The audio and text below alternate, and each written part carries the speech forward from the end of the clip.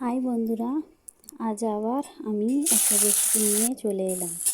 প্রথমে কড়া বসিয়ে কড়া গরম করে কড়ার মধ্যে তেল দিয়ে আগে থেকে কাটা করলাগুলো দিয়ে দিলাম। দিয়ে ভালোভাবে করলাটাকে ভেজে নেব। করলাটা বেশি করে ভাজার কারণ হচ্ছে করলার মধ্যে যে তিতো ভাবটা থাকে, সেই ভালোভাবে ভাজা থাকলে ওই তিতো ভাবটা থাকে না। তারপরে পেঁয়াজ কাটা ওর মধ্যে দিয়ে দিলাম।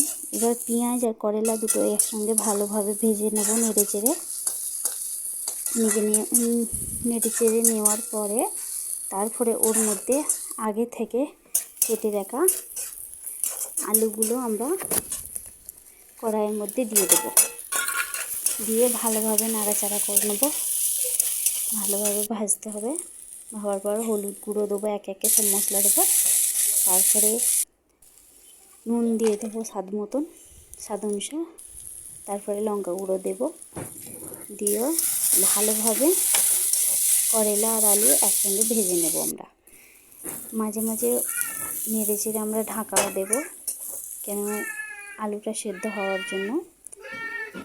ঢেকে গ্যাসের ফ্লেমটা আস্তে করে দিলাম, তারপর ঢেকে দিলাম। আবার কিছুক্ষণ পর ঢাকনাটা খুলে আবার নেড়ে ছেড়ে দেবো।